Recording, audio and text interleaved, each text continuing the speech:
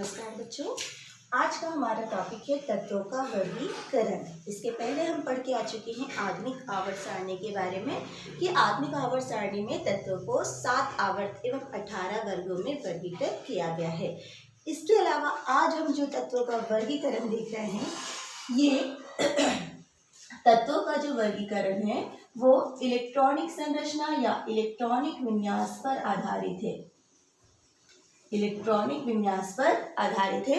Electronic विन्यास के आधार पर तत्वों को मुख्य रूप से 4 भागों में वर्गीकृत किया गया है। ये जो 4 भाग है ये मैंने बनाया है आवर्त सारणी का एक प्रारूप। इन प्रारूप में कहा जाता है ये वाला जो भाग है ये कहलाता है एस ब्लॉक। यहाँ पर ये जो बीच का भाग दिख रहा है ये कहलाता है डी ब्लॉक। फिर ये आगे वाला भाग है ये कहलाता है पी ब्लॉक। और फिर ये जो नीचे मैंने लिखा है ये कहलाता है एफ ब्लॉक।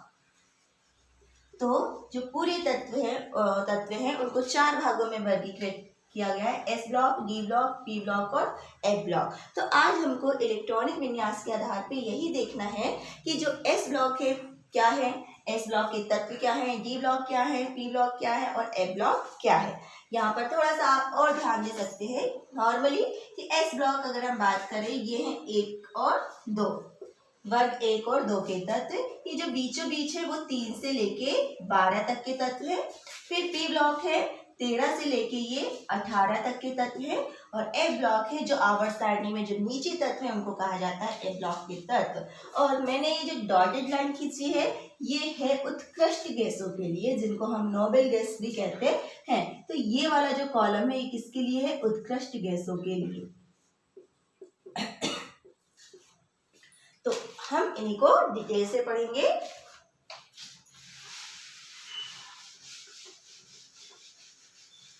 तो सबसे पहले इलेक्ट्रॉनिक विन्यास के आधार पे क्या कहा जा रहा है कि तत्वों को 4 भागों में बांटा गया है। फर्स्ट हम देखिए पहला भाग कौन सा है, एस ब्लॉक के तत्व। एस ब्लॉक के तत्व, एस ब्लॉक के तत्व। तो सबसे पहले एस ब्लॉक में एस क्या है, यहाँ पर इलेक्ट्रॉनिक विन्यास में जो कोष होते हैं S P D F.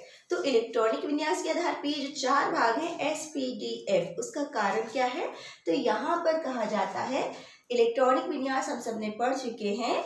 Electronic विन्यास के आधार पर वे तत्व जिनमें अंतिम इलेक्ट्रॉन एस कक्षक में प्रवेश करता है उन्हें हम कहते हैं एस ब्लॉक के तत्व। आप इसे नोट भी कर सकते हैं कि हम डेफिनेशन की बात करें कि एस ब्लॉक के तत्व किसे कहते हैं, ऐसे तत्व जिनमें अंतिम इलेक्ट्रॉन एस कक्षक में प्रवेश करता है उन्हें हम कहते हैं एस ब्लॉक के तत्व।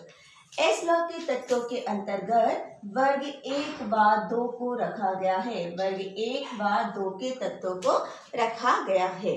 अब ये जो वर्ग 1 और 2 के तत्व हैं इनका अगर हम इलेक्ट्रॉनिक विन्यास देखें, इलेक्ट्रॉनिक विन्यास की बात करें तो यहाँ पर कहा जाता है इनका जो इलेक्ट्रॉनिक विन्यास है NS2। यहाँ पर जो NS2 है इसमें अधिकतम कितने इलेक्ट्रॉन जाते हैं, 2 इलेक्ट्रॉन। तो NS1 NS2 है।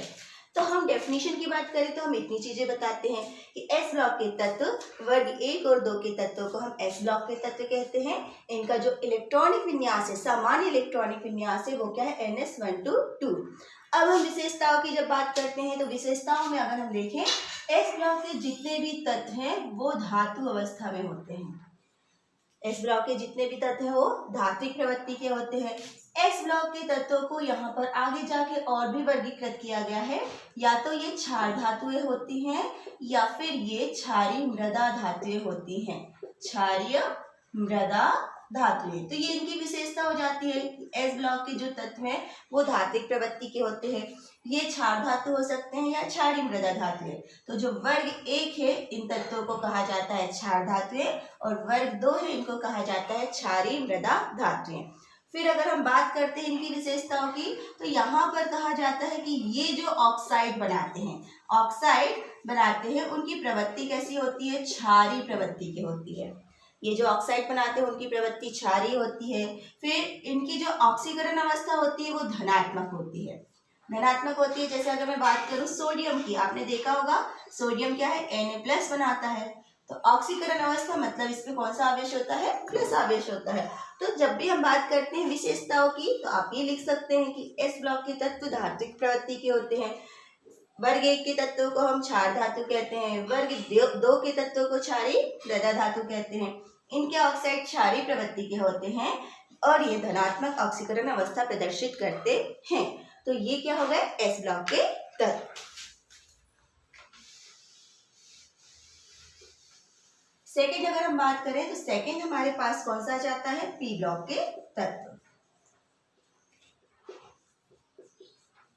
पी ब्लॉक के तत्व, अब जो पी ब्लॉक के तत्व है वो कहां से कहां है, हमने देखा तो यहाँ पर आ जाते हैं वर्ग 13 से 18 तक के तत्वों को हम पी ब्लॉक के तत्व कहते हैं। वर्ग 13 से 18 तक, 13 से 18 तक सबसे पहले पी ब्लॉक के तत्व की डेफिनेशन, तो फिर से यहाँ डेफिनेशन हो जाती है, आप नोट कर सकते हैं कि ऐसे तत्व जिनमें अंतिम इलेक्ट्रॉन पी कक्षक में प्रवेश करता है उन सभी तत्वों को पी ब्लॉक के तत्व कहते हैं।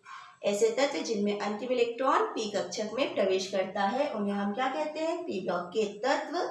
इसके अंतर्गत वर्ग 13 से 18 तक के तत्वों को रखा गया है और इनका जो सामान्य इलेक्ट्रॉनिक विन्यास है NS2Np126 होता है। पी में अधिकतम कितने इलेक्ट्रॉन जाते हैं, 6 इलेक्ट्रॉन, तो यहाँ क्या हो जाएगा 126, 1 से 6 इलेक्ट्रॉन हो सकते हैं। अब फिर से हम बात करें इनकी विशेषताओं की कि पी ब्लॉक के तत्वों की विशेषताएं लिखिए। तो हमने परिभाषा बताई, कौन कौन से वर्ग हैं और कौन सा जो उनका इलेक्ट्रॉनिक विन्यास है। अगर हम बात करें यहाँ पर किसकी विशेषताओं की, तो सबसे पहली विशेषता हम यहाँ पर लिख सकते हैं कि ये जितने भी तत्व हैं आधात्विक प्रकृति के होते हैं, अधातु होते हैं, गैसेस होते हैं। जैसे यहाँ पर आप देखेंगे क्लोरीन गैस है, ऑक्सीजन गैस है, नाइट्रोजन गैस है, इन सबको पी ब्लॉक के अंतर्गत रखा गया है, तो ये अधातु होते हैं। दूसरी अगर हम बात करें तो इनके ये जो ऑक्साइड है वो अम्लीय प्रवृत्ति के होते हैं। ऑक्साइड कैसे होते हैं, अम्लीय प्रवृत्ति के। एस ब्लॉक की अभी हमने बात किए थे तो क्या था, जो ऑक्साइड है वो क्षारीय प्रवृत्ति के होते हैं, जबकि पी ब्लॉक के लिए क्या है, वही ऑक्साइड होते हैं, वो अम्लीय प्रवृत्ति के होते हैं। फिर यहाँ पर अगर हम बात करें किसकी, ऑक्सीकरण अवस्था, तो यहाँ पर कहा जाता है इनकी जो ऑक्सीकरण अवस्था है वो ऋणात्मक होती है। इनकी ऑक्सीकरण अवस्था कैसी होती है, ऋणात्मक, मतलब इनमें कौन सा चार्ज होता है, कैसे आयन बनाते हैं ये, ऋण आयन। जैसे अगर मैं बात करूं Cl- क्लोरीन है, ऑक्सीजन O-2, तो यहाँ पर जो इनकी ऑक्सीकरण अवस्था -1 -2 ऋणात्मक होती है, तो ये अधातु होते हैं। इनकी जो ऑक्साइड है वो अम्लीय प्रवृत्ति के होते हैं, इनकी जो ऑक्सीकरण अवस्था है वो ऋणात्मक होती है। फिर अगर हम और देखें तो यहाँ पर कहा जाता है पी ब्लॉक के तत्वों में बहुत सारे तत्वों का समूह है। जैसे भी कि यहाँ पर हमारे पास एक इम्पॉर्टेंट ग्रुप मिलता है हमको 17। पी ब्लॉक में वर्ग 17 के तत्वों को हम हैलोजन कहते हैं। वर्ग 17 के तत्वों को हम हैलोजन कहते हैं। वर्ग 18 के तत्वों को हम उत्कृष्ट गैसें, नोबेल गैसेस या फिर आदर्श गैसें कहते हैं। ये दोनों क्वेश्चन इंपॉर्टेंट हो जाते हैं कि 17 हैलोजन किसे कहते हैं, वर्ग 17 के तत्वों को, वर्ग 18 के तत्वों को हैलोजन कहते हैं। फिर यहाँ पर एक और चीज आप नोट कर सकते हैं, वर्ग 16 के तत्वों को चालकोजन कहा जाता है। चालकोजन जिसका अर्थ होता है अयस्क बनाने वाले यौगिक। ये भी आपका एक इम्पॉर्टेंट क्वेश्चन यहाँ से आ जाता है कि चालकोजन किसे कहते हैं, वर्ग 16 के तत्वों को कहते हैं। तो पी ब्लॉक के बारे में इतना कम से कम हम नोट कर सकते हैं, इन्हें आप ध्यान से देखें और लिखें। थर्ड हमारा है डी ब्लॉक के तत्व। डी ब्लॉक के तत्व, डी ब्लॉक के तत्व की अगर हम बात करें तो यहाँ पर वर्ग 3 से 12 तक आप देखेंगे, मैंने 1 2 उसके बाद 3 से 12 तक के तत्व जो छूट गए थे वो किसके अंतर्गत आते हैं, डी ब्लॉक के तत्वों के अंतर्गत। और इनका जो सामान्य इलेक्ट्रॉनिक विन्यास है NS122, फिर यहाँ N-1 D1 to 10 होता है। इम्पॉर्टेंट है, अक्सर इलेक्ट्रॉनिक विन्यास पूछे जाते हैं, इसलिए ध्यान रखेंगे। तो डी ब्लॉक के तत्वों के बारे में क्या क्या हमने बताया कि वर्ग 3 से 12 तक के तत्वों को हम डी ब्लॉक के तत्व कहते हैं और इनका जो समान इलेक्ट्रॉनिक विन्यास है ns122 n-1 d12 10 होता है। यहाँ पर n क्या है, इस चीज का ध्यान रखेंगे, अंतिम कक्षा। n क्या है, अंतिम कक्षा। अंतिम कक्षा जैसे पहली, दूसरी, तीसरी, तो ये जो तीसरी कक्षा है इसका इलेक्ट्रॉनिक विन्यास हम बता रहे हैं कि अंतिम कक्षा का सामान्य इलेक्ट्रॉनिक विन्यास क्या हो सकता है, ns122 n माइनस है, n माइनस मतलब अगर अंतिम कक्षा 4 होगी तो n-1 क्या हो गया, 3 हो गया, है ना। तो यहाँ पर n-1 मीन्स 3 और n मीन्स हो गया 4। अब परिभाषा डेफिनेशन की बात करें डी ब्लॉक के तत्वों के लिए, तो ऐसे तत्व जिनमें अंतिम इलेक्ट्रॉन डी कक्षक में प्रवेश करता है उसे हम क्या कहते हैं, डी ब्लॉक के तत्व।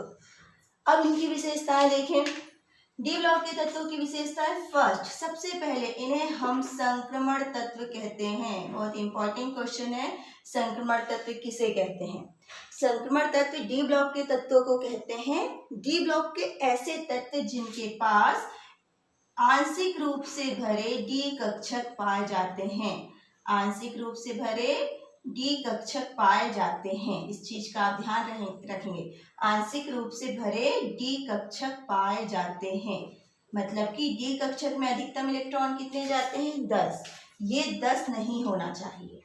अगर 10 है तो वो संक्रमण तत्व नहीं माने जाते।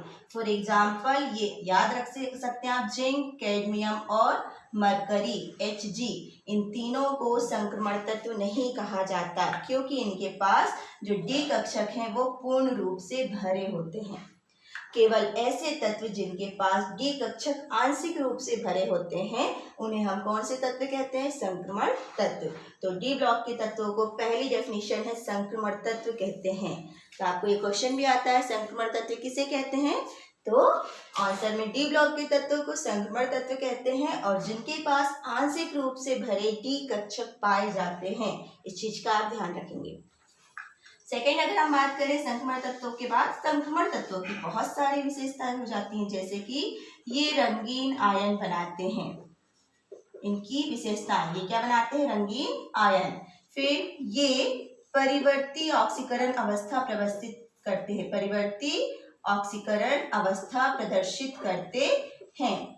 फिर अगर हम बात करें इनकी, तो यहाँ पर ये संकुल आयन बनाने की प्रवृत्ति रखते हैं, संकुल आयन बनाने की प्रवृत्ति रखते हैं।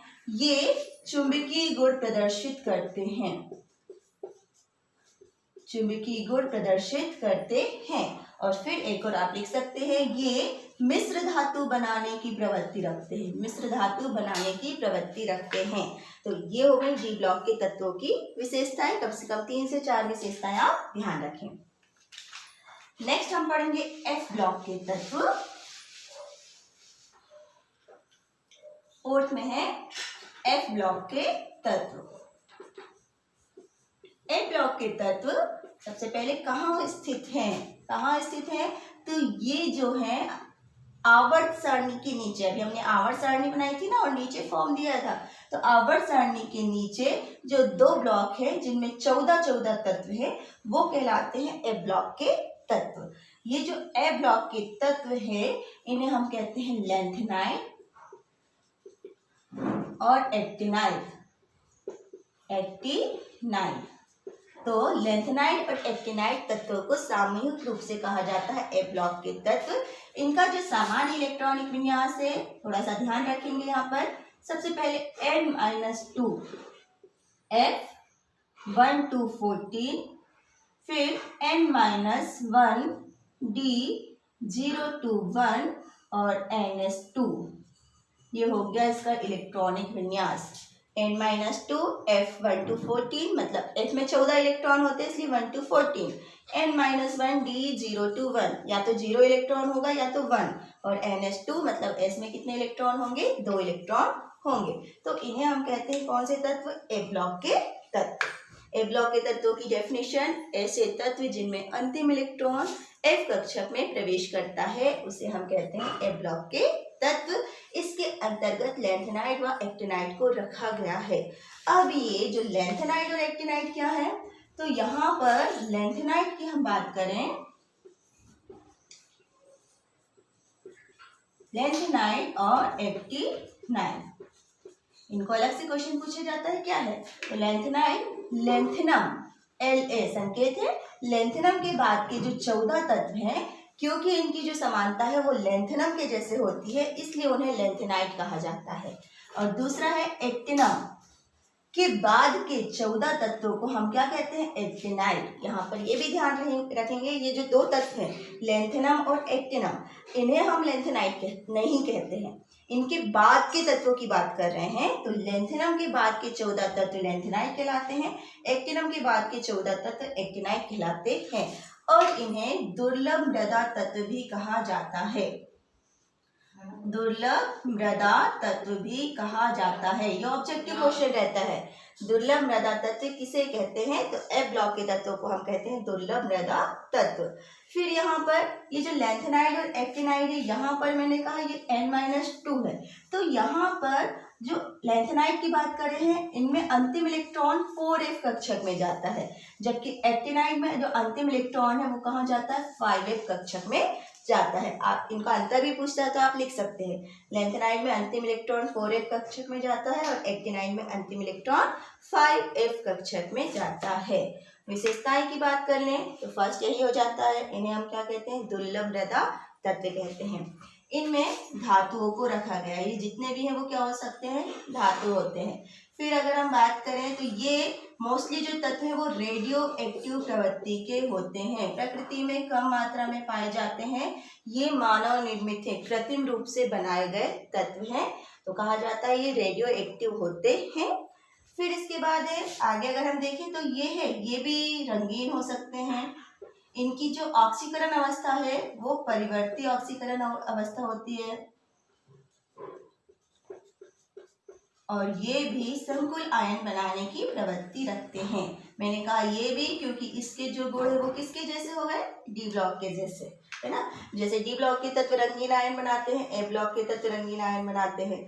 फिर ये भी परिवर्ती ऑक्सीकरण अवस्था दर्शाते हैं और संकुल आयन बनाने की प्रवृत्ति रखते हैं। तो 2-3 जो इनकी जो विशेषताएं हैं डी और एफ की, वो कैसी हो जाती हैं? एक समान हो जाती हैं। तो ये आपका हुआ तत्वों का वर्गीकरण, किस आधार पे? इलेक्ट्रॉनिक विन्यास के आधार पे। तो पूरी अगर हम एक सारांश देखें तो इलेक्ट्रॉनिक विन्यास के आधार पे तत्वों को 4 भागों में बांटा गया है। एस ब्लॉक के तत्व, पी ब्लॉक के तत्व, डी ब्लॉक के तत्व और ए ब्लॉक के तत्व, और जिन्हें हम वर्ग 1-2 को एस ब्लॉक, 13 से 18 को पी ब्लॉक, 3 से 12 को डी ब्लॉक और लेंथेनाइड एक्टिनाइड को हम क्या कहते हैं? ए ब्लॉक के तत्व। तो आप इसे अच्छे से नोट कर लें, वीडियो देख के समझ लें, क्योंकि बहुत ही इंपॉर्टेंट टॉपिक है। इसके आगे का टॉपिक हम नेक्स्ट क्लास में जब देखेंगे तो इन सारी चीज़ों की जरूरत हमको पड़ती है। तो ध्यान से इसको देखें और समझें। Thank you.